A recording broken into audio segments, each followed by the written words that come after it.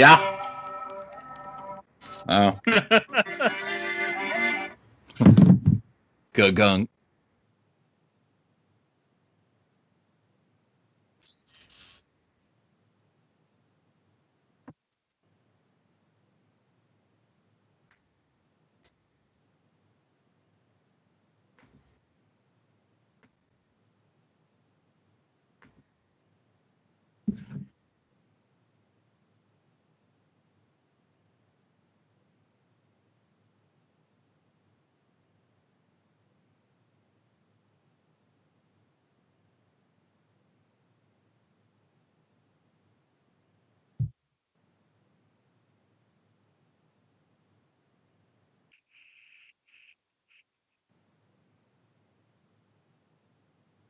Dude, as long as as long as I'm not up all night, we can go as long as we want. No. He's saying, how long? When should we cut this one short?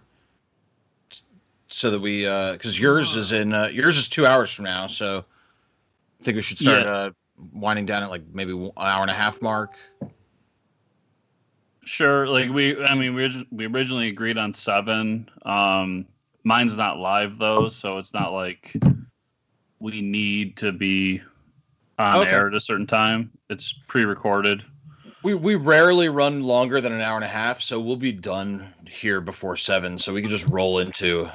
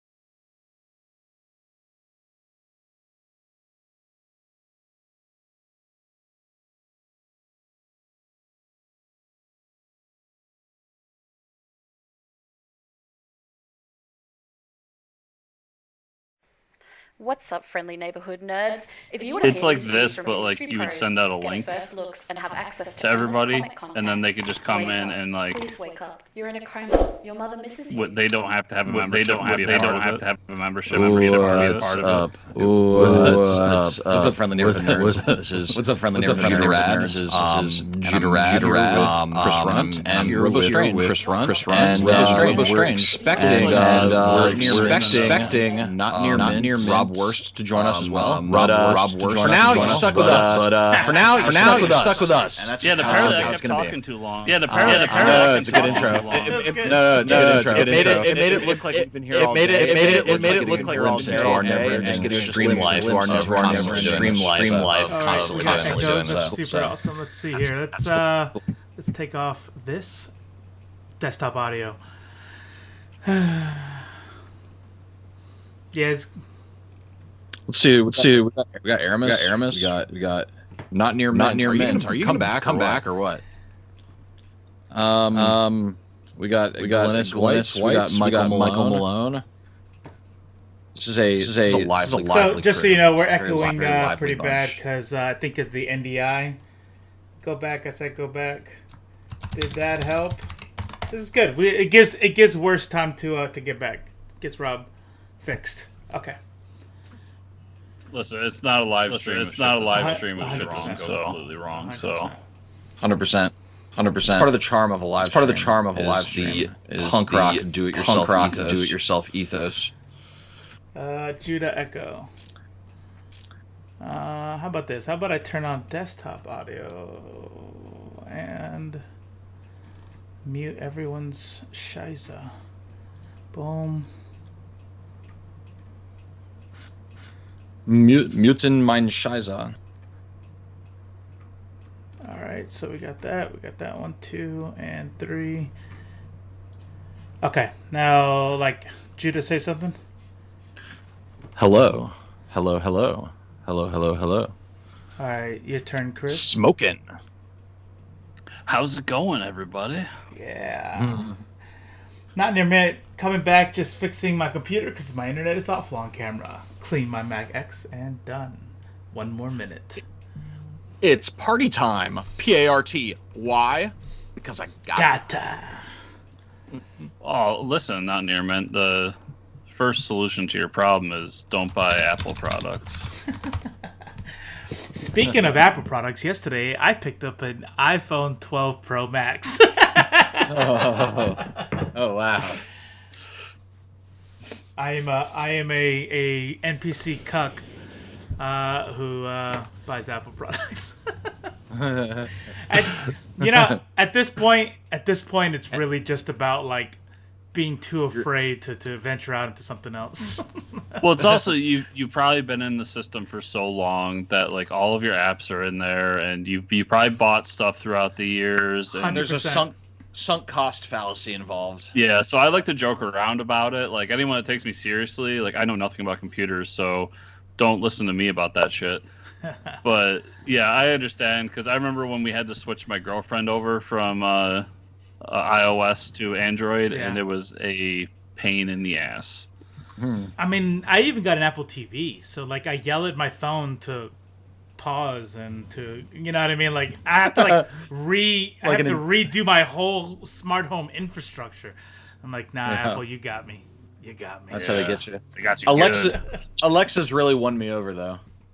No, I'm not talking to you. Sorry. So have any of you actually got the PlayStation 5 to try out all the different settings on that? Not yet. No. Not yet. I'm waiting till it becomes cheaper and upgraded before I buy it. Yeah. I have to pay artists to make more comics, so. I hear that. Failure. Cool. So, what do you? I'm not going to start with myself. I'm going to close just to mix things up. Starting with Rob. Let's start with Rob, since it's your first time on this particular piece of programming. What are you reading, watching, playing? What types of entertainment are you consuming at this juncture? Go. So if it comes out on a Wednesday, I'm pretty much reading it, unless it's Flash and a lot of the DC titles, because when it becomes bi-weekly, that gets really cumbersome, and then you get backlogged, and then all of a sudden you have 100 issues of the Flash that you haven't read in a long box that just gets more and more frightening as you look at it. Otherwise, I'm reading all the Amazing Spider-Man. Just wound up starting at 700. I guess I might as well work backwards. I'm watching Lovecraft Country. I just started the first 3 episodes today, and I would play a video game if I wasn't colorblind and everything with depth perception didn't exist to me. Otherwise, I am the worst video game player who ever video gamed. So play against me. You'll win. I got some bad news for you. You forgot to change out of your bat shirt, and now everybody knows. Everybody knows your secret.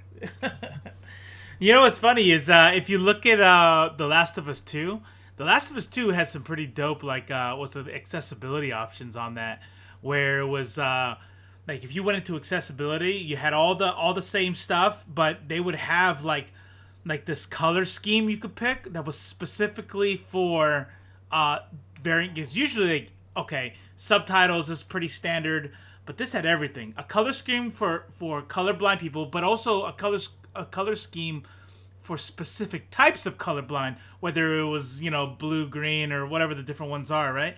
And then they had a deal where it takes off textures so you can see like with the game, but for depth perception stuff. So interesting. If you ever wanted a game that was made that would help you out with that kind of stuff and still wanted to enjoy, check out The Last of Us 2. It has all that kind of shit on it. It's pretty dope. There's actually a guy on YouTube. I think he's just called Blind Gamer, and he's basically blind with the power to see, like Daredevil.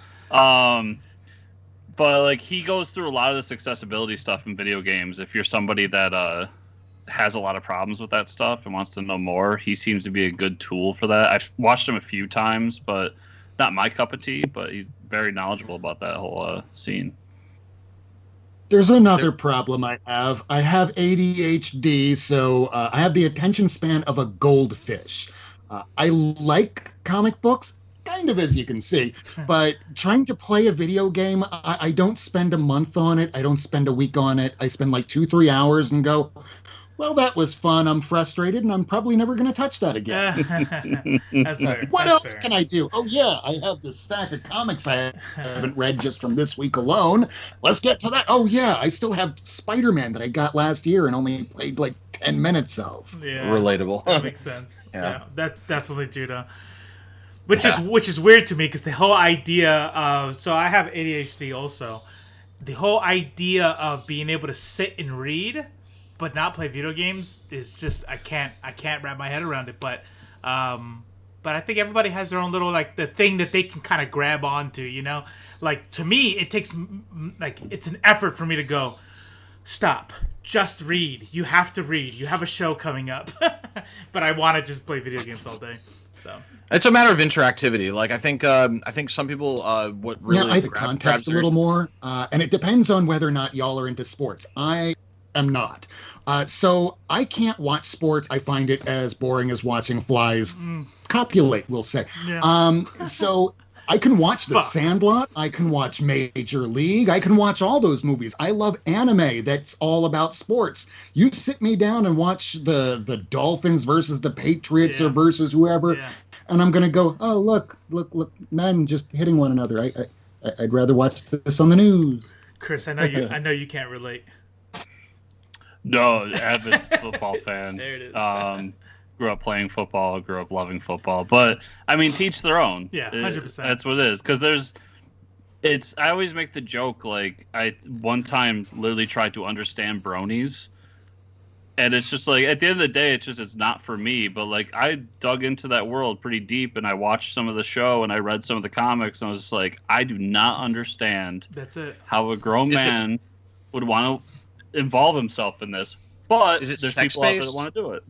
Is it? I always thought bronies was fetish based, so it had to do with the round, shiny shape of the My Little Pony's at. Okay, never mind. Not necessarily. I mean, because I'm one who, when I don't understand something or I'm just not like in a scene or something like that, I like to go and find somebody that is and talk to them and try to understand it. And like I could tell you, hands on, it's just like there's people out there that think that show and that IP is the greatest thing that's ever happened. Ever, yeah. And when I tried, I was just like, so sell me. Okay. You're a brony right now. Like take what you've learned and internalize that. And you're a brony right now. Sell me on being a brony and My Little Pony. What's the pitch? He's challenging you to steel man it. Steel man it. I'm looking for you to steel man it. Yeah. I don't think I could because it's such like listen. Like I said, I delve into it. It's garbage. Yeah. But there's people that love it. You know what it is. I'll steel man it for you. You know what it is? It's community. Yes. It's community. It's really what it is. It's every time I've ever met somebody, they're always. I don't know. I don't think we're popular enough to have any bronies in the chat just yet.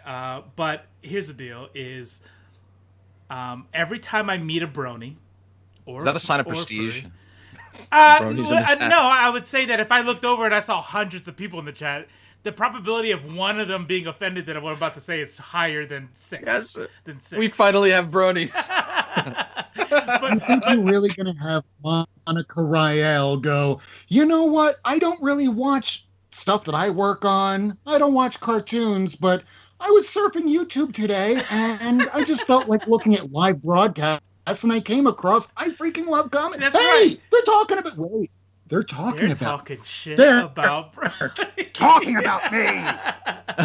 Oh man! But here's the deal. Every single time I meet a brony or a furry, they're almost always extremely socially awkward, like to an extreme level. And what they do is they're a fan of this thing, which I think is a lot of places, a lot of people in a lot of nerddoms, whether it's comic books or D&D, you go to video game Comic Cons, you get very socially awkward individuals that That's kind the of 504th. gravitate to that.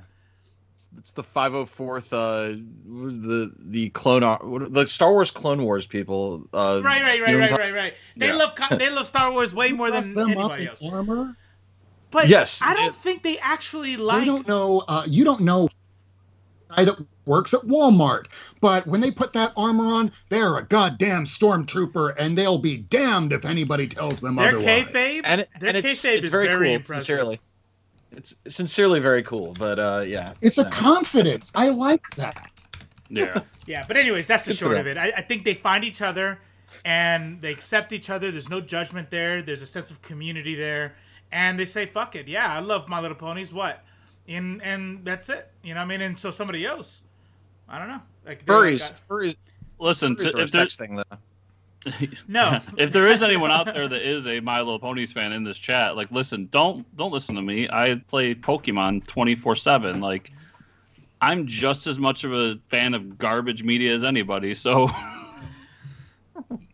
Yeah, I mean that's the thing is that when, especially in this group of us right here, like for every brony we make fun of, there's 10 other people making fun of us for our love of comic books. So it's like whatever, you know what I mean? Seriously, I'm actually reading this shit right now. This is good. This is fun. You're a brony. That's what, Oh my goodness. That's what's going on. I never would have guessed, fun. Rob. Rob Worst is, you heard it here first, folks. Rob Worst is a brony. No, I'm just kidding. I like garbage entertainment. Hell yeah. I like not having to think about who wants to be the president in the middle of the apocalypse. Oh my God. I want to think about Transformers and freaking My Little Pony from a time that I didn't have to care about who was president back when Ronald Reagan was president. I didn't give a shit who Ronald Reagan was. He was just some old man. Oh, I want to think about stupid things that don't matter. Do you remember the days where you couldn't name the Secretary of Urban Development? those were nice. Less than Those 4 were years nice. ago. Yeah. So Chris, what are you reading and shit? What's your deal right now? I mean, like most of the planet right now, Mandalorian's like the big TV thing. Oh, Are you caught up? Yeah, I just watched the last episode, and let me tell you, I'm a gigantic Star Wars fan, but within Star Wars, I'm a huge Clone Wars fan, and I heard a lot of names that I don't want to spoil too much, but I heard a lot of names that I love. Yeah. Who is Bo-Katan, and why should I care? I thought Bo-Katan was going to be Sabine but when they first came out there, I thought they were going to be Sabine Wren from Rebels, and they weren't. And I was like, come on, that would have been so easy. That's the easiest cameo in the world. Why'd you have to fuck that up? But because Bo-Katan at one point had the Darksaber, and she was the leader of the Mandalorians. So to tie into season 1, it makes sense that she's going back after the Darksaber, because if you hold the Darksaber, you are the leader of the Mandalorians. So that's what they're doing there. But then I heard another name that gave me a lot of happiness, which was Ahsoka Tano. Yes. Mm-hmm. Yes. Yeah. So I'm so stoked for her. there's just so much good happening in that show, and I love that it exists. If you're not caught up, there was a lot of conversation, at least 45 seconds of conversation that if I was not caught up on The Mandalorian, I would already change the channel. So it's kind of your fault. Do you think they're gonna kill off Ahsoka in this show? No. Because I mean, she's been alive since. No, they didn't introduce her. They just mentioned. Oh shit! Are we spoiling it for you? Yeah. I haven't watched the third episode. I'm going to be doing that immediately following this episode. Fuck. She's referenced. I'm good with spoilers, dude. I spoil things all the time on my own show. Dope. Yeah, it's just it's a reference to her. The story itself in this episode was good, not great, but it's kind of what I expected. As soon as Bo-Katan showed up, I was like, okay, I know where this episode's going. But yeah, just love that show. In terms of reading, I'm much like Rob. If it comes out on Wednesday, I'm probably reading it with some exceptions because I do have limits to how much I can buy. But like last week, read Crossover and just absolutely fell in love with it. Crossover, yes. Crossover's cool. Read Marvel Zombies this week and just like the ending to that. Dark Knight's Death Metal has been fantastic. So it's only a 4-part? The Zombies was a 4-part? Or you meant the ending of this week's issue? Ooh. Well, the ending of this. So it looks like they're going to do another one based on the ending. Shocking, everybody. But it was a really good ending and it's set up really well. And you too. He got the nice one. The rare See one. that? Yep. See that cover? I got the worthless one. Yep, same. Really enjoying Ten of Swords and everything X-Men right now, which is something I never thought I'd hear myself say. And yeah, there's so much good coming out that it's just been awesome. That's nice. Dope. That's dope. Did you read the last Amazing Spider-Man? Yes, I didn't read the LR. I read 52, but not 52.LR. Okay, so was that a dream sequence at the end?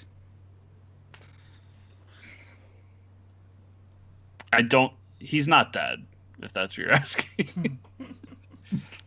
Fuck it, we're spoiling it. I don't think he's dead. But I'll be curious to see how it goes. I'm the worst. Get it? But I like the idea of, I mean, I'm not a big Spider-Man fan either, but I'm a big Nick Spencer fan. And I like the idea of, Peter having to, like, actually face all these people that have, like, died along the way in his journey to become Spider-Man, at least the Spider-Man he is today. Right. And that this new villain has popped up and, like, not only, like, shoved it in his face, but then told him, like, you have to deal with this. This is who you are. I'm not all the way caught up on the Nick Spencer run, but what I have read of it is, in my opinion, just kind of a welcome change from the Dan Slott run. Not saying nothing against Dan Slott's run, but I think it was time for a new take on the character at that point.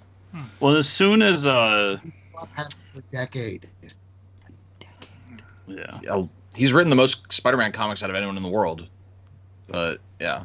Yeah, probably next to Stan Lee, yeah. I think he wrote more Spider-Man than Stan Lee. I think Dan Slott has written the most Spider-Man. Yeah.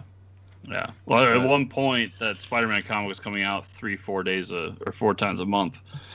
It's too much. Yeah. Yeah, they killed all the other titles and then just left it to ASM 3 times a month. Yeah, it was overwhelming. So I like what Nick Spencer has done from what I've read. So I will probably be catching up on that pretty soon. Have you gotten to the point where Sin Eater has shown up? Yes, I saw Sin Eater. Okay, because that's when it really like starts to pick up for me. Like I thought everything before that was good, but like that's really when I got sucked in. Was like, okay, I see what he's doing here. Okay. Yeah.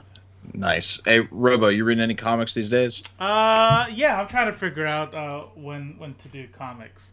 We'll just go over what I picked up. I actually picked this one up, and I'm not really sure because I'm not like a huge Taskmaster fan. But I'm like, okay, it's number 1. Let's check this out, and it's actually pretty dope. It's pretty dope. he dies at the end. It's the next thing. No, I'm just kidding. I'm just kidding. That wasn't a spoiler. There's a small but very devoted contingent of Taskmaster stans, and I don't fully understand it because I'm not a huge fan either. I think it's not that I'm not a fan, or it's like a zero. It's like a neutral kind of like, okay, cool villain that can copy your moves.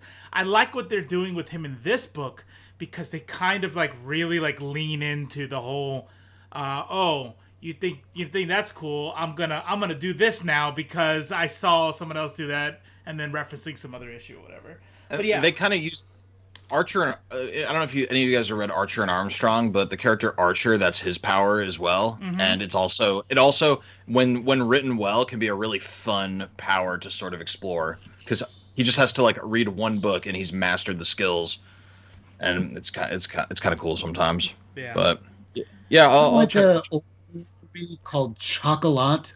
It's about a little girl that has autism that watches a bunch of Bruce Lee movies, Jet Li movies, and goes, I can do that too. And she can stenographically just depict scene for scene exactly how they do it. And I look like an idiot when I'm trying to do martial arts, so just don't pay attention to me. Wait, from watching your demo, now you know. Now I can do it. I did pick up number 1, Jenica 2. Now, the best way I do my kung fu is when I go to the bathroom and I'm trying to work one of those hand blower machines. Oh, yeah. Which I heard just spreads germs, so I don't know what to do in the bathroom anymore. I'm just like, I'm not going to use the handle, can't use the blower. What the fuck do I do? And I just stay there for way too long. Just stop washing your hands. The world's already dirty. Stupid. Just live your life, man. Just live your life. Live your life. Just live your life. I did pick up just stay home, order comics. Thor number 9 variant, which I thought was fucking awesome. That cover's beautiful. God, that's dope. Pick that shit up. Hold up that Jenica again. Did you read that Thor number 9? No, I have not yet. So good. Oh, it's good. Is it? It's So good. really good. There's Jenica 2 Monsters. Pick that one up. I prefer Venus. Oh, I do not. Only 2 people got that joke. No, I got it, and it's gross. I like my turtles without tits. Thanks. I love Venus's tits. Yeah. What happened there? All right. I was a young boy when that show came out. Do turtles even produce milk for their young? No, that's a mammal thing. They don't. Yeah, no. Okay. Yeah, but of course, they don't have noses either, and we got that. So, yeah. Did pick up Heavy Metal 301. Finally. There it is. I figured I would do it. I said, okay, you know what? Let's go ahead and just do this, and then I'll pick up because I'm only 1 behind, so I need 300. So I pick up 300, and let me tell you, there is some good shit in here. Like the art in each of these little minis here, it's just really good. And so as I was poking through it last night, what Judah said last week about like getting a lot for your money is, so this particular book is $14, which is a lot. But there's like, I know. But look how thick it is though. And there's like 9 different stories in here. Or you can go to your LCS and like he said earlier, I'm just repeating what he said. The best ones in here, the ones people like, they're actually pulling out and putting on the shelf in its own single $2.99. issue. Yeah, for $2.99. Yeah. I also picked up this bad boy. So this one hurt my feelings. So I'm behind the game. This is the Omnibus Volume 1 of Hack Slash. We did confirm with Tim Silly. It's not Hack and Slash, it's Hack Slash. And here's the problem I have. Is he puts out on Kickstarter a hardback version that not only has this but extra shit. I'm like, you bitch. But of course I backed that. I'm gonna get that hardcover. Yeah, I mean I backed it too. I'm just mad that I'm gonna have to buy both. Now this was more of a question to you all. So as I'm poking through this X of Swords here, Wolverine number 7. Are you guys excited for this Enter the Phoenix, Jason Yes. Aaron? I shouldn't be because I should be sick of Phoenix, but I am excited about it because it's going to draw from the prehistoric Avengers thing that Jason Aaron was doing back in what was it, Avengers Legacy or Avengers Generations? Yeah, Legacy. Legacy. So I mean, I love that concept of there was once a team that almost mirrors the current Avengers that had Odin and like the early Phoenix that Odin and her apparently had like a romance, and then it'll be like Khonshu and fucking the Agamotto. Like Agamotto was the Sorcerer Supreme, and I just really love that concept. So I'm kind of stoked for what's going to come in 2021 from Jason Aaron Avengers. Oh yeah. And I just have faith in Jason Aaron. Like, yeah, the dude's never steered me wrong. So he's a goddamn genius. After Thor, like I'm late, but after Thor, when I picked up that, and then I started reading other Jason Aaron stuff, and I'm just like, dude is a boss. Have you read Southern Bastards? No. I recommend that next. I know Jason Latour is the artist on it, and there's some things behind that, but like putting that aside, the book is amazing. Okay, all right. Nice. Hey Rob. Oh no. I think Rob's. You there? Nope, Rob. He crashed, and I'm gonna tell him in the chat to come back ASAP. he hears you. Speaking of, well, I want him to be here for this one. You missed this on the news, and I had to hear it. I'm gonna plug another channel real quick. Sorry. Ernie the Blurred Without Fear. I was watching his Blurred Cave this morning, and he brought up something that I'm surprised you haven't brought up yet because you're such a huge X-Men fan. X-Men Legacy. Have you heard of it? Fabian Nicieza is contributing to it. It's going to be like 90s. It's going to be basically all the 90s X-Men writers and artists are circling back to kind of close up all the plot threads that they didn't get to close up back in the 90s. Yeah. So I'm really hoping that somebody closes the loop on X-Man and Threnody and like some of that like obscure shit that happened back in the day. One of the things that I read about was that I guess there's a third Summers brother. Yep. Vulcan. Yeah. Is it confirmed? Is it Vulcan? Well, he is the third Summers brother. Yeah. Yeah, that happened during a Ed Brubaker run, if I'm correct. It started with Deadly Genesis by Ed Brubaker, and then that story arc actually continued into the cosmic realm with like the War of Kings and Realm of Kings from Dan Abnett. Mm-hmm. And it ended up being like this big cosmic story of Vulcan taking over the not the Skrulls, but the who are the other ones? Not the Skrulls, but the Kree. The Kree. Mm-hmm. Yeah, he took over the Kree Empire. And no, excuse me. Vulcan took over the Shi'ar Empire, and then a team of X-Men went and assisted the Kree in battling the Vulcan-led Shi'ar, and it was this massive cosmic story that completely slipped over the world's radar, but was really good. So hopefully they kind of circle back and resolve some of that as well. But interesting. The last I saw Vulcan was in Powers of X, House of X, Powers of 10, mm-hmm. where he's just kind of grilling with Scott Summers, and they're acting like nothing ever happened and that he's a good guy. So I'm curious what happened there. I think I must have misread that because the way I read it was that there was somebody, like there was something that had to do with the Summers that hadn't been named yet, but I don't know. You know me, I'm a filthy casual, so I'm sure you guys. I thought there was something unknown. So I've been reading I kind of went back. I completely slept. So confession time. I completely slept on Scott Snyder's New 52 Batman run when it was coming out. And so I'm reading it now, and I was an idiot to miss out on that because it's fucking phenomenal. I just finished the Court of Owls story arc, and then I'm like wrapping up this Joker story called Death of the Family. Yeah. And dude, like I'm gonna read this entire run. I can't stop. I'm like literally issue to issue. I'm like can't stop reading it. So I'm pretty balls deep in that. Nice. Even when that run gets bad, there's still like really great elements of it. Right. I know there's like a 0-year story that's coming up that a lot of people don't like, but it looks really cool. I flipped through it. It looks awesome. So I'm still gonna read it. And then what else am I reading? Heavy metal, just like Robo. I'm kind of balls deep in this heavy metal shit. I'm still doing my massive All Valiant read through.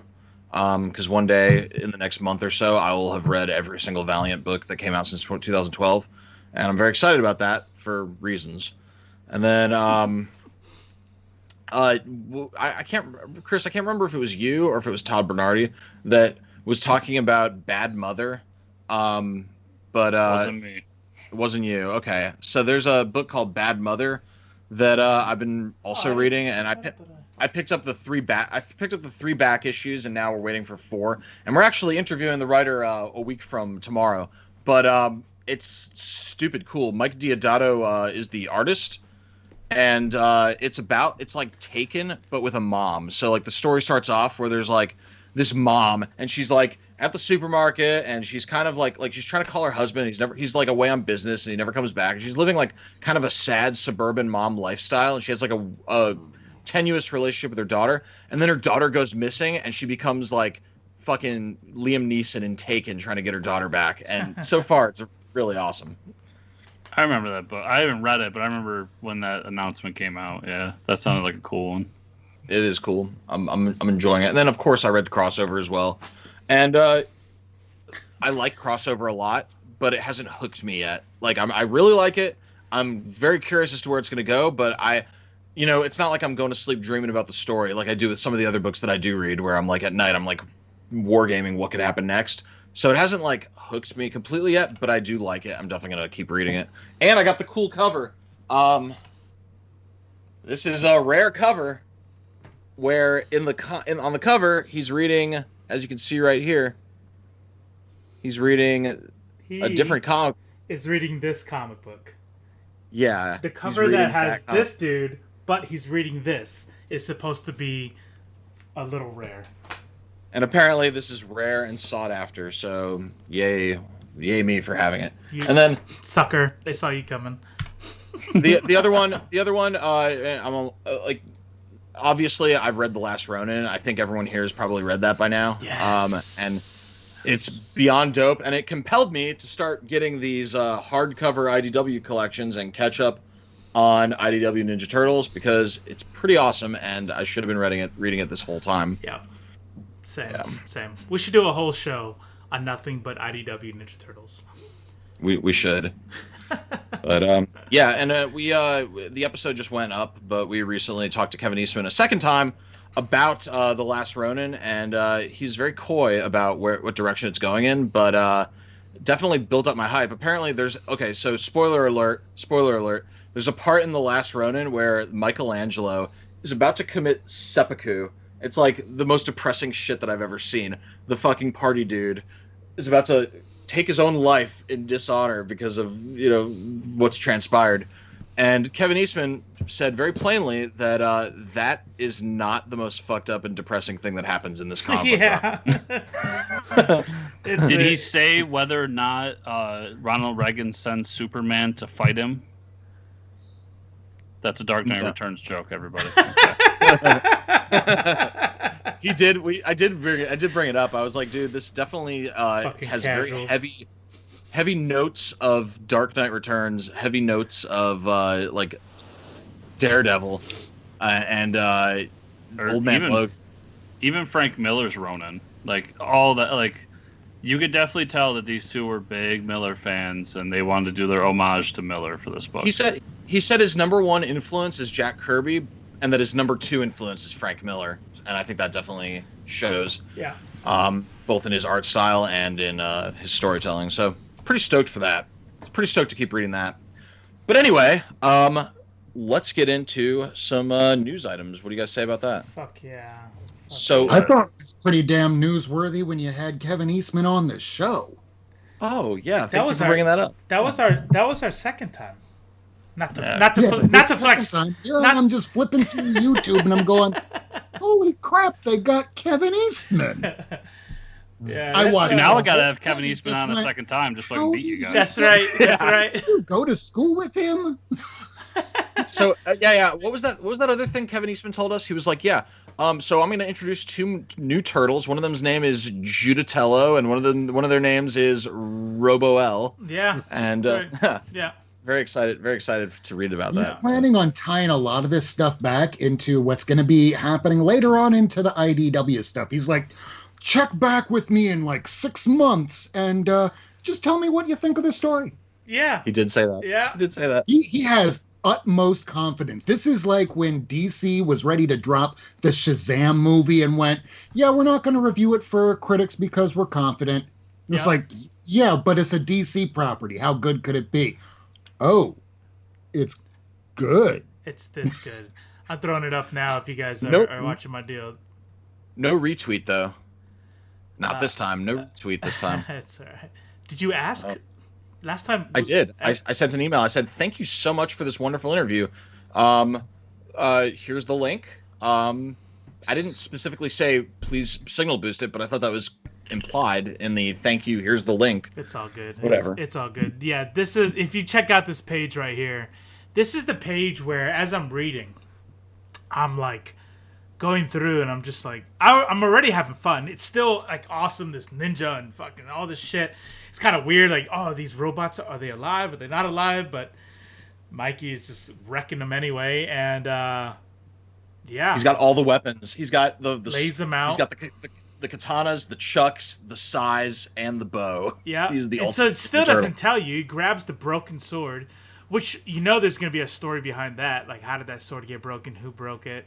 And then you don't carry a broken sword for the entire rest of the first issue without having something happen to it by the end of the story. Oh yeah, 100%. It's like bringing a cannon on stage. You don't bring a cannon on stage unless you use the motherfucker. That's right. If there's a scene with a gun on the wall, someone's gonna grab it. Yeah. Like Knives Out. Yeah. That's right. And who knows? It might be something as simple as, hey, I just really like the handle of this sword, but. I'm just kidding. It's not going to be that. So check this out. Rob, you have a huge comic book collection behind you, and I'm sure there's a lot more. I'm sure you have stacks and stacks of fucking comic books, obviously. And, I have a lot of trades, and I think we all like to accumulate stuff. Check this out. There is a collection called the Alfred Pennyworth Collection. It has it's a collection with a pedigree. That is a very, that means it's a legendary collection. But anyway, it had high-grade, ultra-rare Batman comics. It's supposedly it's CGC certified, and it is known in the collecting circle as being the gold standard for Batman book collections. Check this out. It has a Batman #2, which a 2.0 grade Batman #2 would be a prized possession. This is a 9.0 graded Batman #2. That's a unicorn that is the unicorn of unicorns. That is such a rare and special item. But check it out. His whole inventory was stolen. Well, also the issue you just showed right there, that is the highest graded copy in the world. There's not even a copy that's 9.0. So that's how good this guy was and diligent at getting his collection together. And he kept everything just these above where I was familiar with this story when it happened. His whole inventory was stolen. I don't know the details of how it was stolen, but someone took all of his shit. And over the course of like years, this is a small community, especially those types of collectors. It's a very small community. They know each other. And I guess you can't just put them back on the market. When you steal something, when you steal the 9.6, did I say 9.0 earlier? 9.6 graded Batman #2, you can't just put that on eBay without the whole collecting community being like, I know that copy and I know who it got stolen from.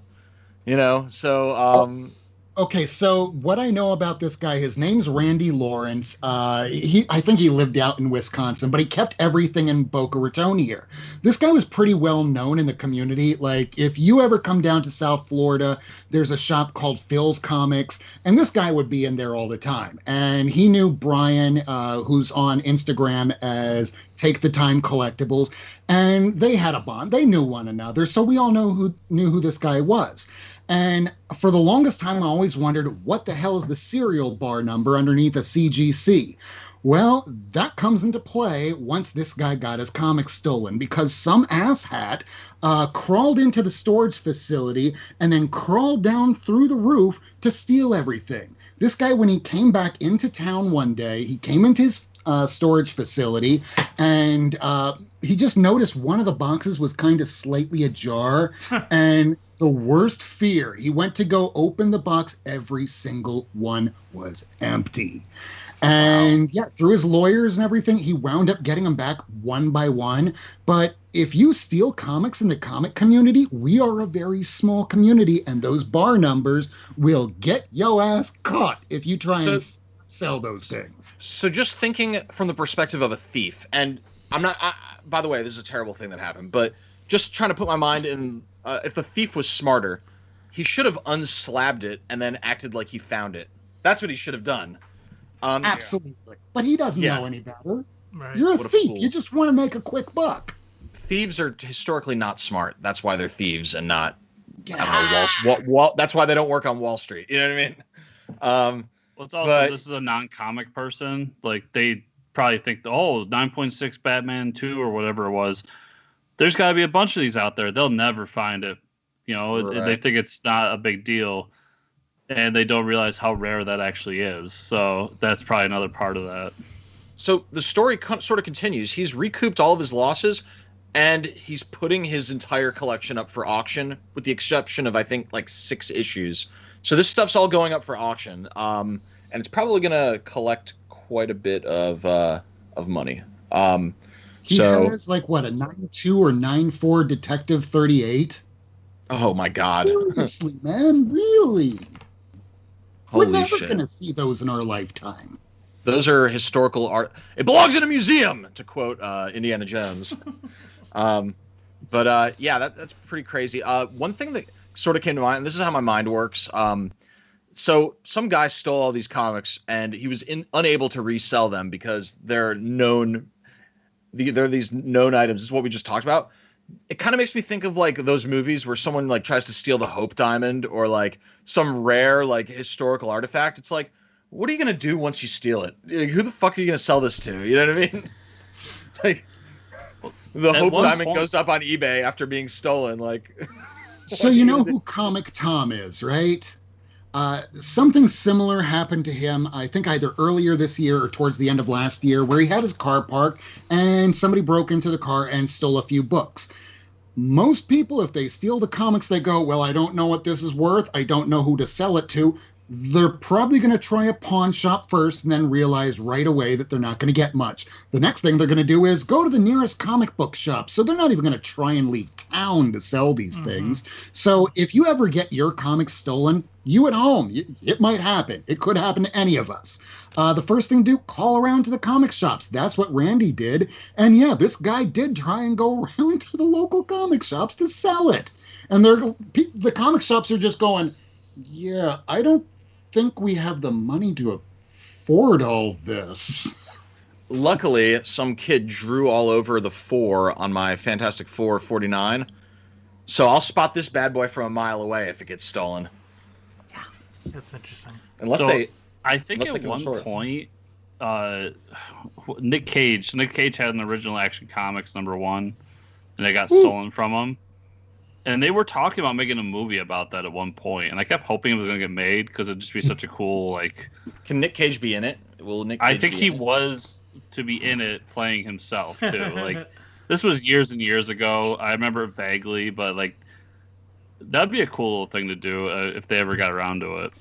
I will watch anything that has Nicolas Cage in it. You would. He's the most entertaining face. His face is the most entertaining thing to watch on a screen. Have you guys seen Family Man? Like the part where he has like a freak out in the car and he's like, "What's going on with all this mumbo jumbo?" Like complete freak out. Dude is a blast to watch. But yeah, I'd definitely watch that, Chris. Did you ever watch Community? The show? I've heard it's really good. Now, there was a scene where Abed had to take a semester of Nick Cage. Is he a genius or stupid? Right. So he watched every single movie in one sitting. He came into class, and he was Nicolas Cage. Yeah. Holy shit. A cat. I'm a sexy cat. And he made the professor lose his mind because he's like, no one could prove to me that, and I forget the position. It was Nick Cage is not special, or what was the positions of the professor and Abed? Yeah. It's like genius or madman. And then Abed proved the opposite, and then the professor lost his mind, and then he's like, no, hey, what? That's awesome. Nick Cage, boring to endless entertainment. I just want to say that the entire show, there's been a delay on everybody, and it's been driving me nuts. And I've been pretending to pay attention to you all as I was working on it, and I fixed it. I fucking fixed it. That's all I wanted to say. Noticed. That's all I wanted to say. Nice. Very nice. I was like, fuck yeah. So if you worked at DC Comics right now, you probably wouldn't be one of the many people that were recently laid off with this new round of. That was my segue to the next news item. That was a really bad segue. This new round of layoffs at DC Comics includes executives with decades of experience, and this is sad. So a total of 9 staffers, to include Fletcher Chufong, who's an event director of 18 years. He spent almost pension military time at DC. Sandy Yee, the senior vice president of global franchise management for over 9 years. Group editor of 2 years, Alex Carr, and then Lisette Osterloh, vice president of digital marketing and events of 7 years. So these aren't names that'll just come to mind. You know what I mean? Like most fans, we know editors, we know writers, we know artists, we know colorists. Maybe we know Clayton Cowles or a couple letterers. You know what I mean? But we're mostly focused on creatives, but these companies are built on people, and these are people fulfilling crucial roles, and it's sad when they get cut loose. And it bodes poorly for DC. So the Warner Media CEO Jason Kilar sent out a memo to the employees ahead of the layoffs, and then he kind of broke the news. And what he had emphasized was that the conglomerate is downsizing and reiterated the prioritizing of HBO. Is DC Comics in their death throes, or what's going on here? They're doing this every few months now. They're getting ready to sell. Yes, I was just about to say that. Man. I worked for companies in the past where they get rid of all the high-level executives. They keep the talent because the talent is like their asset. That's the product. They need the asset. Mm-hmm. They don't need to have a bunch of books that are being published. They just need a couple well-selling titles to go see. This is what we have. This is our stable of characters. This is our stable of creative types. And you can assign new editors, new creative directors, new solicitors of product, overseas, graphic. You can have all of that, but you don't need any of the people at the top. And that's what it's looking like right now. Yeah. My two issues with that is, one, why invest into direct market distribution?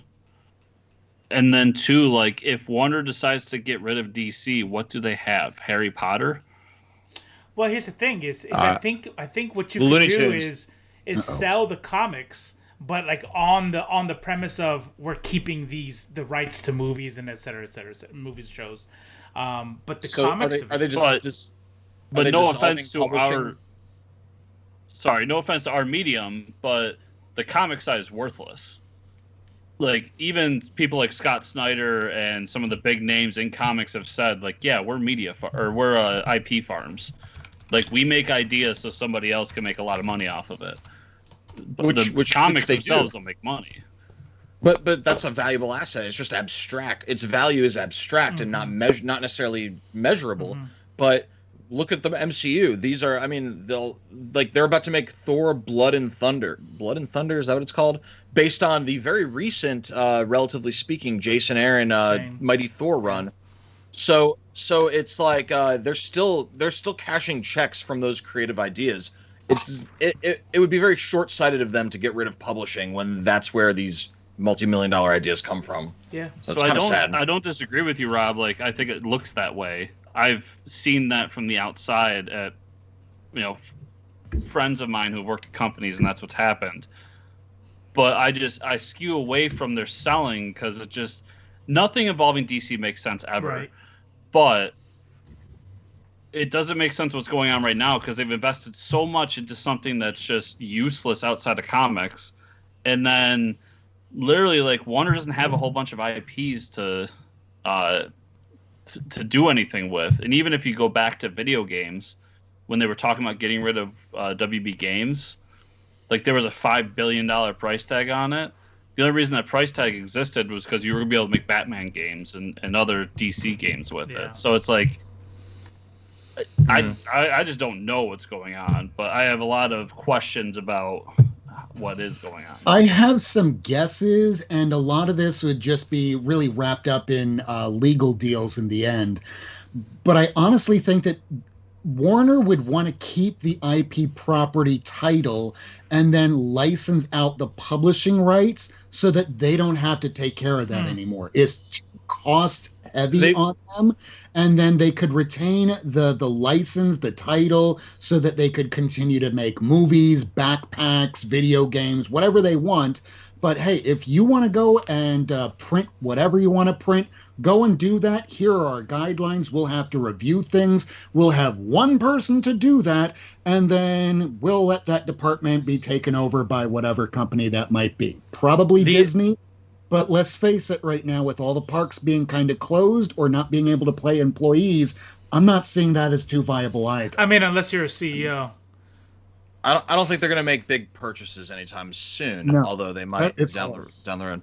The other prevailing rumor that I find credible, just based on who's been saying it, is it's from CBR and I think CB, is that DC is definitely strongly considering just canning all intertitle continuity and eliminating they're going to, if any publishing does survive, it's going to be like, there's the Batman universe, there's the Justice League universe, there's these things are not, the idea of a living, breathing shared universe it could be going away, which I think would be kind of tragic, but business is business, whatever. I do too, because as much as I love like Invincible, which is its own superhero story on its own, like there's something special about what DC and Marvel have been able to nurture over 80, 100 years of continuity. And even though there's that complaint of like, where do I start? It's just like, but at the end of the day, it's just that doesn't exist anywhere else up until recently when we got the MCU. But it would suck to see that happen. It would suck. So Glynis asked about Geoff Johns, and this is our segue. Glynis asked about Geoff Johns. Is he leaving DC? I looked for it. I did not see any evidence that he was leaving DC. However, he is, along with Gary Frank, starting a new project at Image. So they are going to be writing for Image, which is kind of surprising. And they'll be launching their debut issue of Geoff Johns, Gary Frank, and Brad Anderson's post-apocalyptic series Geiger. It is a post-apocalyptic tale of an eponymous, which I think means the name of the comic man. So his name is Geiger, who's feared by many in a world where outlaws reign supreme. And that sounds really cool. I think Gary Frank is one of the best artists around. He's absolutely leaving DC. Look at the top of the book. Look at the top of the book. You talking about that? Is that the kill zone? His checker by middle finger to DC. Is it? Is that what is the? Why is that a race thing that the race is over or something, or what is? No, those checkerboard patterns is what they used to do back in the 1960s on the DC comic books. This is like him saying, "Hey, I can do DC anywhere, so I'm going to do it over at Image because I see the writing on the wall. I'm going to seed a project elsewhere." Interesting. I did not read it into that, but that's an interesting take on it. Okay. It wouldn't shock me too if DC asked him to leave.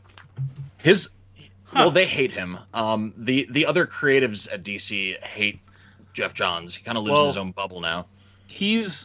So I said it on my show, and it's funny that this book pops up because I had sworn off Geoff Johns because the last couple of books they made me want to punch somebody because he fucked them up. But feels like it's phoned in a little bit. Do you think you know why now? But I also think that this sounds interesting. I probably want to pick this up based on Gary Frank alone, but it's also with all the behind the scenes stuff and all the talk from Ray Fisher, and like there might be more fire to that smoke of something's happened behind the scenes, it would not shock me if DC was just like, listen, just walk away. Yeah, maybe. I could see that. He has a hand in Stargirl too, doesn't he? Yeah. He created Stargirl. He created her, but he's dead sister. But he has he's directly involved in the show as well, from what my understanding. So he was directly involved with season 1. I don't know about season 2 yet. Speaking of Geoff Johns, so we have some more Geoff Johns news. This is kind of one of my good friends is Sam Stone, and he works over at CBR. And by the way, I'm not just saying this because he's my friend. He's the best writer at CBR. Friend of the show. He's the best comic writer at CBR. I shouldn't say he's the best writer because we also got Ant, who's our friend, and he's probably the best anime writer. Yeah, anime and manga writer. So Sam Stone interviewed Geoff just a little while ago, a couple days ago, and asked him where Three Jokers sits within DC continuity, which is something that I've been wondering as well. His response, and I'm going to quote him, I'm going to quote Geoff Johns. "That's a complicated answer. We started telling this story and worked on it for 2 years, and you can see by the pages Jay put into it and the likes of it, we tried to make this a quality book and worth the wait, to put every ounce of our passion for the character and story into this, and this is the part where I was like rolling my eyes, and I think it's up to the readers and the bigger universe if there's things in that play out elsewhere." So that's a non-answer. So basically, if the concepts that came out in the Three Jokers, specifically the sort of retcon shit that happens at the end of issue 3, is popular with fans and other writers take the lead on it, then it's canon. And if they don't, then it just fades away into obscurity. Well, here's the thing. You said something interesting earlier with regard to speculation on if DC is going to go towards these kind of like contained stories. And one of the themes, as we continue to interview these writers, one of the themes that I've noticed, more so from the creator side than the fan side, is they're tired of having to deal with continuity. They just want to tell a story. And this answer kind of makes sense. It's a look, it's the best story. Like in the quote you just said, we put our passion, blood, sweat into this book. This is the best. We tried to give you the best story we could. And he's not worried about if it's continuity or not. You know what I mean? Like Donny Cates did a whole Twitter rant where for like 10 tweets in a row, he was answering questions. Hey, is this continuity? He's like, it is now. By the way, Spider-Man's favorite food, corn dogs, canon. And he would just say these random things and go, now it's canon. Like it's like this is, and then basically the point is, this is how ridiculous worrying about what's canon and what's not is. Just accept the story. And so, and I get that. I get that. Geoff I don't think there's anything wrong. The continuity that he's going against. I don't think fans are in the wrong. I don't think fans are in the wrong by expecting there to be some sort of consistency within a universe, a fictional universe, you know. But I think it's what makes comic books special, personally. And I think I'm only speaking for myself, but if the speculation was right, and DC decided to just go, you know what, we're gonna tell self-contained stories. We'll have trade paperbacks that exist within themselves, and then another story might not tie in. It might, who knows? But we're not going to worry about that. I think that would be bad, because I think what makes comic books special, like the big two, the reason why they're the big two, is the shared universe, is the continuity. Yeah. Yeah. And there's two things there. Like, I agree with you. Like, when we get into some of the minutia of what's continuity and what's not, that can be a little ridiculous. But at the end of the day, like, I love Donny Cates, but still, like, dude, you know that you're making your bread on continuity, 100%. So right, don't go too far. But the other thing too is Geoff Johns, of all people, has no leg to stand on, because his entire career is built on taking old DC continuity and bringing it to the forefront. Right, like Blackest Night was something Lantern. that was just a throwaway line years ago, and he made it into an event. So like, for him to say like I'm sure he put in his blood, sweat, and tears. But to an extent, I agree with Rob, too. Like, it felt phoned in, because I remember reading that Justice League arc, and I remember when Batman sat on that Mobius chair, and I remember the excitement I got from that. Joker? Yes. And then him saying, like, we gotta wait for Doomsday Clock to get this book, or it won't make sense. And then I read Three Jokers, and I I didn't need to read that piece of shit Doomsday Clock to make sense of this, but you also failed on what you said. Like, it wasn't that that Joker was trying to make the perfect Joker. It's no, like, you sat there and said there's 3 Jokers that went across time in DC continuity, and that was the story I was expecting. So, like, barely explored that. It's just, I think at the very end of the story, when 2 separate lines written by the same writer is what's getting a lot of people really annoyed. The one line being, Mobius chair, who is the Joker? Impossible. And then the other line being, I knew who the Joker was since he was active in his first week. Yeah, both wrote the same lines from the same writer. So this wasn't the book it was supposed to be. Like, I think at one point DC trashed it and said you're not doing it, and then because people kept talking about it, they're like, okay, just do it. But do it as a Black Label book, and it's not continuity. We don't got to worry about it. Oh wait, it might be a little bit of continuity, so let's adjust it a bit. And it just what a mess. Yeah. What a fucking mess. And his answer sounds like a man on the way out. I can sum up the whole mini series in less than 10 seconds. Issue 1, look how much I liked the Killing Joke. Issue 2, let's take a pause from the story and show a bunch of fucking Joker zombies. Issue 3, this one detail from the Killing Joke is a little bit different than you thought. And that's the whole entire goddamn story. The most interesting part of that 3-issue series was when we all thought that Jason Todd was going to be the next Joker. And we were like, oh, so he's taking a fan theory from BVS and he's going to do that in continuity. Okay, cool, because I thought it was a good story idea for the DC Extended Universe. But then he just like, nah, never mind. It was like, what? What is going on? I liked when he was nervous to go talk to Joe Chill. I thought that was a pretty cool, like, couple panels. That was my favorite part of the series. Yeah.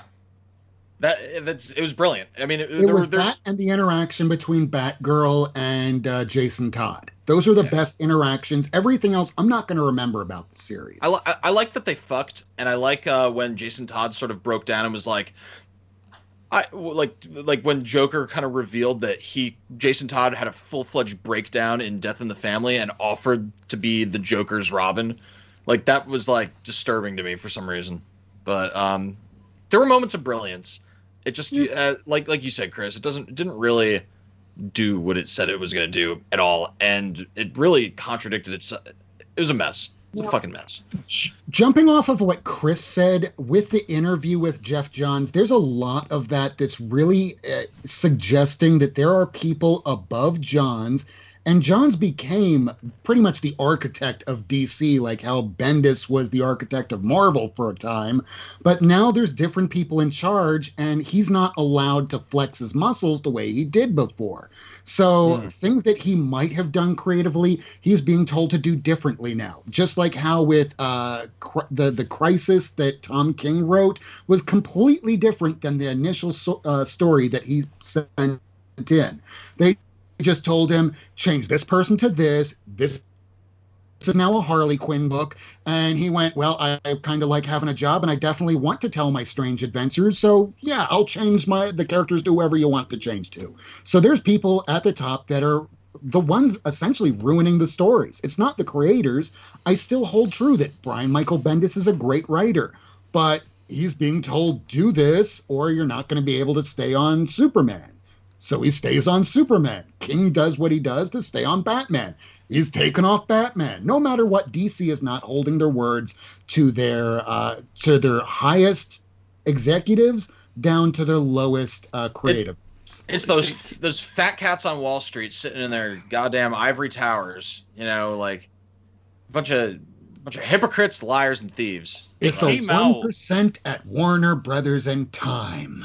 And if it came out recently, like a few months back, that like DC wanted to stop spending top buck on writers, and I think that's another part too. Like they were willing to shill out for a Tom King, or look at throughout their history, like paying top buck to get an Alan Moore, paying top buck to get Bendis, and so on and so forth. And they don't want to do that anymore. and that might be another part of it where like Tom King's like, and John's like, well, like you said, I like having a job, and it kind of looks like I'm not going to get a re-up on my contract, so let's do it. Who is Metal Bloodlord, and why apparently is it retracted? Apparently, his Michael, our moderator in here, deleted all of this dude's messages that I never saw. He was looking over and I'm going, what's going on in the chat? Yeah, I looked through. I'm not sure either, but I mean we could talk about it. It's probably not important. He was saying how much he hated Watchmen, so maybe he was spamming. I don't know. He's allowed to talk. Watchmen. It's one of those you love it or you hate it, kind of like Citizen Kane. And if you hate it, it's probably because you weren't paying much attention. Oh no, I see. He said Doomsday Clock sucks, which he's right. Geoff Johns ruined Watchmen, which he's wrong. Mm-hmm. But like, so he's saying a lot of random shit. I think that's what he's allowed. Yeah, that's fine. Bring him back. Bring him back. Okay. Yeah, I said a ton of random shit. Yeah. Okay. I'm the name's worst. I am the worst. Okay. Kevin Eastman a couple days ago. Then I'm on the show. I can barely keep my internet holding. I don't mind if, for the record, if it's not a racist or sexist or anti-gay or anti-Semitic opinion, whatever. I don't mind someone being passionate and spamming, but whatever. We can talk about it. We can talk about it another time. Anyway, moving on. Okay, Marvel Comics has revealed the cover and official synopsis for February's King in Black Captain America #1. This is a cool cover. So from writer Danny Laurie and artist... I need that meme up.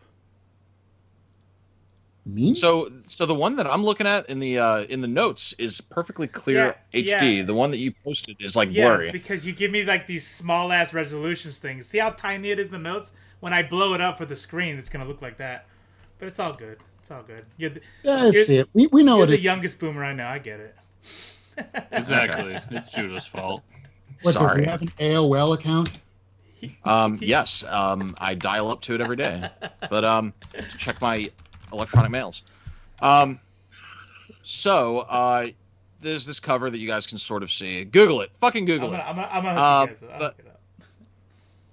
This one shot sees Steve Rogers and Captain America take to the streets of Manhattan in an effort to push back Null's forces. Cap is joined in his battle against the God of Symbiote's army by longtime allies Bucky Barnes, Winter Soldier, and Sam. So cool. It's gonna be like any other event where we got all this tie-ins. I'm more excited about these tie-ins than I am about other events because I think the overall premise of this arc is pretty badass, and I like the idea of Null becoming everyone's problem. So it's kind of cool. It kind of reminds me of what it reminds me of, and I think Donny Cates has actually said that this is what he was going for. Do you guys? I don't know if you guys ever read the entire, not just Onslaught, but everything leading up to Onslaught. But Onslaught started when the Juggernaut was flung into fucking Xavier Mansion, and the only thing he could bring himself to say was Onslaught. And then people spent like a year and a half speculating of what the fuck Onslaught was. And finally, there was this massive Onslaught event, and all of a sudden, like, the Avengers died. Like, it became like a fucking, like, the biggest shit ever. Like, you should have been, all you motherfuckers should have known Onslaught was coming because this is huge. And that's what Null feels like. I don't know. Do you guys sort of see what I'm saying on that? Yeah. Yeah, and the issue where, sorry, Rod, but the issue where he goes to the Avengers and it's like, listen, I've been trying to deal with this asshole for a while, but like, it's going to be a problem. Really states what shows what you're stating here. Like, when Eddie went to go talk to the Avengers to say, listen, we need to have a talk. So that outfit that I wear, it's part of a collective that's now coming to consume the planet. Right? Yes. Yeah, the god of that planet is coming to Earth. It reminds... Sorry, keep going. I'll tell you. It reminds me of like those social media posts people make where they're like, badly explain a movie. Outfit destroys Earth. Eddie just didn't explain it right, and Cap is just going, yeah, well, I guess this is just more shit we have to deal with now. Have you guys... But I'll say, did you guys read if anyone this? read Empire... Yes. Yes, it's really good. Fucking shit. It's good. So good. I read much of Empire. I did not read all of Empire. I have the trade coming to me, and I'm gonna read like the whole entire thing. But I actually liked what I read. I was gonna say I enjoyed it for what it was, but because it's basically a setup for Cosmic Marvel moving forward. But there was a ancillary book that was Empire Captain America, much like this, and it was hands down the best Captain America I've read in years. So if this is anything like that, then I'm down, because I currently just like have to cry myself to sleep after reading the ongoing Captain America book. So let's do it. Yeah. Oh yeah. Before we go any further, there is something that I want to do that I thought would be fun, and everyone just has to do it. Because of COVID and because how live streams have been going, I think we should do a pants check. Everybody stand up and prove you're wearing pants.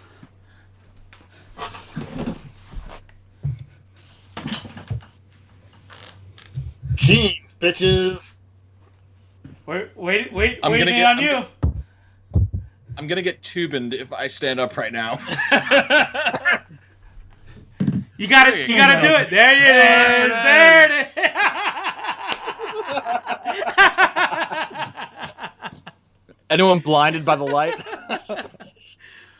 So you said that in passing at the beginning, and I said to myself, I'm like, totally doing a pants check now.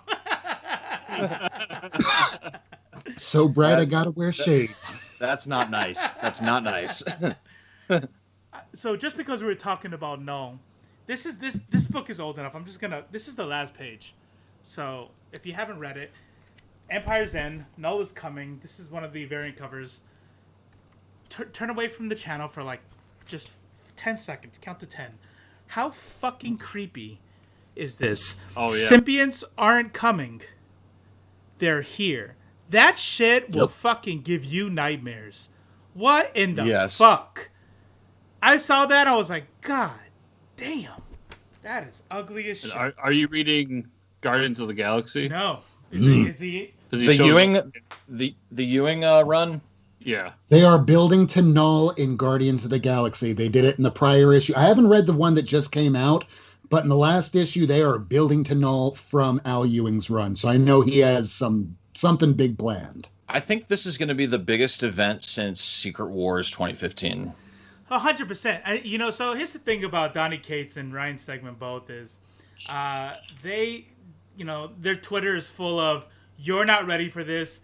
You will not have your minds blown. This is the craziest thing you'll ever have read in the entire life. And so it happens so much to where I'm like, it's going to be awesome. I got it, right? But then when you start looking at how much is pointing towards Null and all like the buildup of every title in the entire Marvel universe is like, it's like, oh, I don't think they're exaggerating here. I think this is going to be some fucking world-changing shit. Like you said, Secret Wars level shit. To coin Michael Bendis, break the internet, but it's going to break my bank. Yeah. Well, fuck. Yeah, I guess you're right. I'm stoked. I'm legit stoked. It's going to be great. So our last news item here, this is it's just very special to me because these are two of my favorite movies that have ever existed, and they really are exquisite. So Tokka and Razor are back in IDW's Teenage Mutant Ninja Turtles 111. Do you guys remember Tokka and Razor? Yeah, they better be eating some donuts. Babies! They are babies! Yeah, they're that's the best. I fucking love Secret of the Ooze, and when Tokka and Razor come out and they're like, Dada, and then they go and hug Shredder, and he's like, it's so funny. Was it Baxter Stockman? Was that character supposed to be Baxter Stockman, or is he just some scientist dude? I don't know, but there's like this a more comic accurate Baxter Stockman. Yeah, I guess so. Yeah. I mean, they were the movies. I don't think the movies were necessarily a great representation of the Mirage series or even a great representation of the cartoon, but they're very much their own thing, and they were very clever and well made, and especially like a lot of no-name people were involved, and the budget was not very high, but the turtles were beautifully rendered. Their voices were really good, and the writing was just clever, funny, and the fighting, like, it didn't look like a bunch of stuffy guys in costumes. The fight scenes were cool, you know? There's a reason for that. They got actual martial artists to be inside the damn costumes. Like, you might remember this old movie from the 90s called The Perfect Weapon. They used a type of martial art that I actually took, Kempo. And the main actor that was in that movie, The Perfect Weapon, played Donatello in that movie. Oh my God, he was so good. He was so good. All of the turtle fight choreography was awesome, and I love like I think this is in the is this in Secret of the Ooze or the first one? They run together for me because I can't watch one without the other. But there's the scene where they're like in a toy store fighting the Foot Clan, and Michelangelo is like playing with the yo-yo, and he's like, nope. And the foot soldiers are like watching. They forget that they're in a fight because they're so transfixed by his yo-yo skills. And then he's like, around the world, knocks them all out with a yo-yo. I just love that shit. I love it. I stand by those movies are good. Like, they're good. I do. I've said so many people tell me like, no, they're not as good as you remember. I was like, no, like I watch them on the regular. Those are great movies. I love them. Great.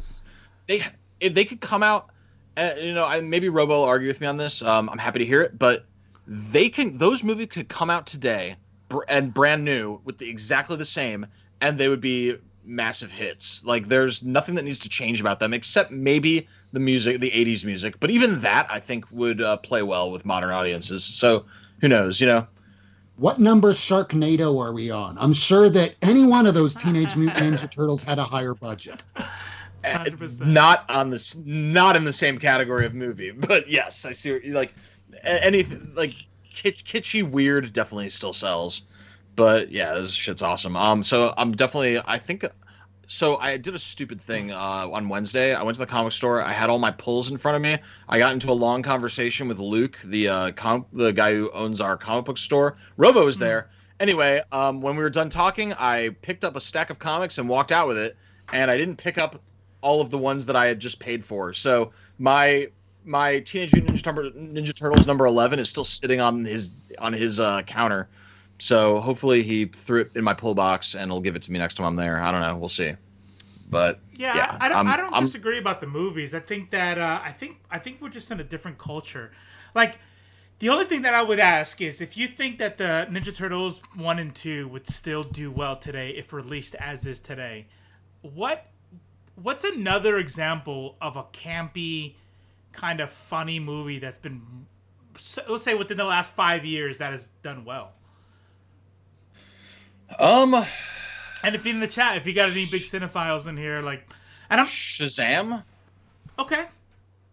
But even Shazam had like good, and it was. Even Shazam had those like stupid dark monsters though. Yeah. Get the heads off people. Yeah, true. Yeah, it went from slapstick ripped off by a monster. I think Ninja Turtles. Ninja Turtles would appeal in much the same way that Spider-Verse appealed, or in much the same way that any Pixar movie like The Incredibles would appeal. So that's the thing is that I would agree with you. I don't even need any like new technology. I like the practical effects they had on it, but I think that because of the information age, because of kind of what we've been fed over the last 20 years. Toy Story had dark, sad moments. It had some adult stuff. Like, even The Incredibles had some like, wow, I'm having marital problems, and then we're gonna go through, and I'm gonna show up when I need to. I think if you edited the writing a little bit to instead, like, for instance, the yo-yo scene is like, I love the yo-yo scene at 13 years old. I guarantee my son would like, I guarantee it. But my son would look at me like, What the fuck am I watching? There are dark moments though. There's the kid. The kid is like going down a dark path and hanging out with like bad kids that are in the Foot Clan, and he has got like struggles with his father who doesn't understand him. And then there's Splinter getting kidnapped and getting the shit kicked out of him, and the turtles have to go through like a period of mourning because they don't know if Splinter's gonna pull through. And there's like the fighting between brothers, and Raphael gets like he's like, "Fuck you guys, I'm leaving," and it's like it's not Schindler's List dark, but it's still got like some darkness, like some negativity to it, like enough negativity for our generation. It still has some like edge, some campy '90s moments though. Yeah. Yes, it does. And that's going to be its biggest flaw in terms of re-releasing it today and saying it's going to be a hit. Like some of those campy '90s moments you can't get away with anymore. 100%. As much as I like them, like I like the part when Raph is on the roof and he's beating the shit out of the Foot Clan, and he's like, "How do you guys expect to beat me?" And then like 500 more Foot Clan dudes appear, and he's like, "Oh, good answer." Good answer. Now let me be clear.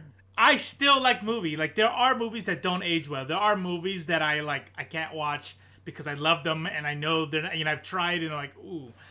Video games are like that for me. Like some people love retro games. I do not, personally. Every time I plug in an NES game, I'm like, this is not good to me, personally. Try going back to watch the first Spider-Man movie again with the special effects that were used in that. You say it doesn't age well? Yeah, I'm not surprised. But if you still love it, that's fine. That's what I want to make clear is that I guarantee I would watch Ninja Turtles 1 and 2. The nostalgia, the excitement I felt when I was 12, like all that stuff is gonna be there 100%. But I don't think that's the only thing I disagree with is take it as is, plug it in, and there's just stuff that people are gonna go like, this is a stupid movie, like Friday the 13th, so bad.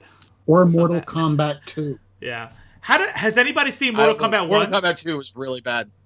Mortal Kombat 1 I loved as a kid. I tried to watch it a couple years ago. How about now? Second one had a garbage, it was a dumpster fire to begin with, but the last scene of the movie had two CGI dragons fighting one another, and me being colorblind to begin with just looked like pixelated vomit. Cool. These are to us that can see color was not much better, Rob. How badass was Johnny Cage in the first one though? Like, let's dance. This is the part where you fall down. Those are $500 sunglasses, asshole. Like, I don't know. Did he die in the first 10 minutes of the second one? Yes, the first 10 minutes, Johnny Cage dies. What the fuck? We don't want to pay our actors.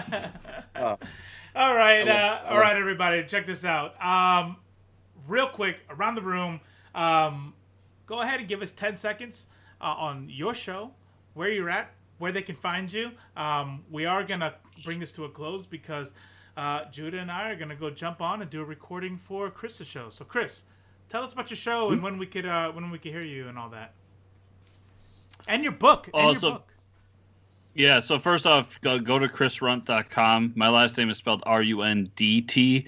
And you can check out everything I do writing-wise, any special appearances I make. And you can find Battle Monsters either there or on Comixology. And if you want to follow the show, we do a weekly podcast about comic book news. We talk to creators. A lot of the stuff that these guys here do on their show. And that is every Monday on whatever podcatcher you use and YouTube. And you can find that. Just search Fortress Comic News or go to fortresscomicnews.com. It's a lot of fun. It's me and my buddy Mike, and most of the time this week it's going to be me and the guys from IFLC. And yeah, it's a good show. I enjoy doing it, so check it out. Rob. Me? Yes. Well, hi, everybody. I'm Rob Worst. You can find me at my channel called Not Near Mint. It's a play on my last name because I am the worst. My name is actually Rob Worst. Our show stars Lady Fantastic, Comics on the Mind, and Miracle Man from Twitter. He doesn't have his own channel, so he comes onto our show. We have regular guests. We talk New Comic Wednesdays. We do hauls. we do topics. We run about 2 hours. We do it every Wednesday at 10 p.m. Eastern Time. We've gone 64 weeks strong, and next week will be the top 10 top 10 Bronze Age books from the Key Collector app out of their top 100. So look forward to seeing y'all. That's awesome. That's awesome. Yeah. Yes.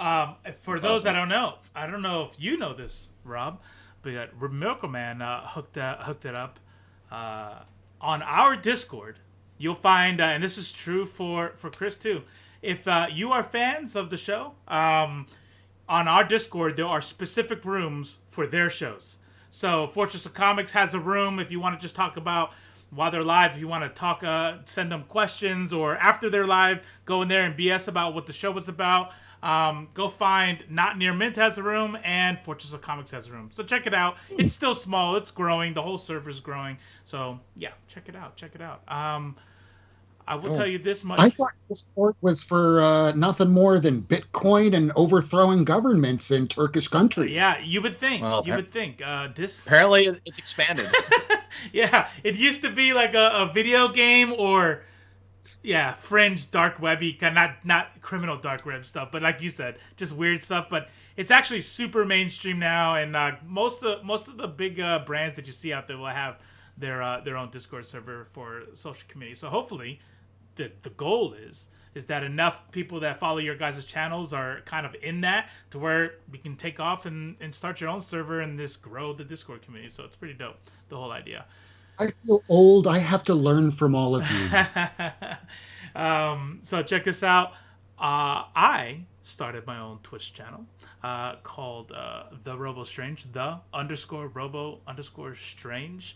I'm going to be doing horror streaming, and then every now and then just bitching about politics, but mostly video games. And so if you guys are into watching Twitch streamers, I'm in the middle of playing through The Blair Witch. So I play at night, I turn the lights down low, and you could see me act like an whole child.